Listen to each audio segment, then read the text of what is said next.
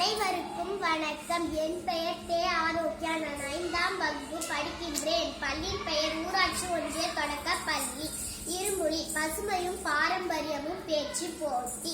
இன்று நாம் மரங்களை வெட்ட நாளைய தலைமுறை நிழலை தேடி அலையும் வருங்கால சந்ததிக்கு மாசடைந்த சூழலை விட்டு செல்வது முறையோ? எனவே இயற்கையுடன் இணைந்த நம் பாரம்பரியத்தை காத்து பசுமையை விதைப்போம். வருங்காலத்திற்கு வளமான பூமியை பரிசளிப்போம். இன்று பசுமையும் பாரம்பரியமும் என்ற தலைப்பில் உங்களுடன் உரையாற்றுவதில் நான் பெரும் மகிழ்ச்சி அடைகிறேன்.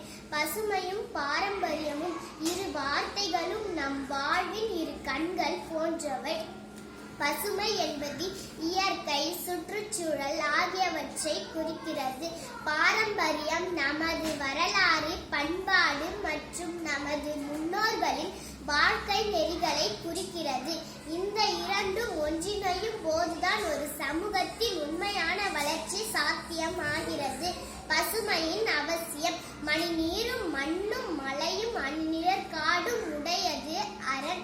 இக்குறளில் வள்ளுவர் பசுமையான சுற்றுச்சூழல் மனிதர்களை போர்க்கவசம் போன்று பாதுகாக்கின்றன என கூறுகிறார். பசுமை என்பது வெறும் மரங்களும் செடிகளும் மட்டுமல்ல. அது தூய காற்று, சுத்தமான நீர், வளமான மண் மற்றும் ஆரோக்கியமான சூழல். ஆனால் நம்மை சுற்றியுள்ள சுற்றுச்சூழல், நிலம், நீர், காற்று என அனைத்தும் மாசடைந்து வருகின்றன. மனிதர்களின் உடல் நலத்திற்கு அத்தியாவசியம். மாசுபட்ட சூழல் பல நோய்களுக்கு காரணம் ஆகிறது.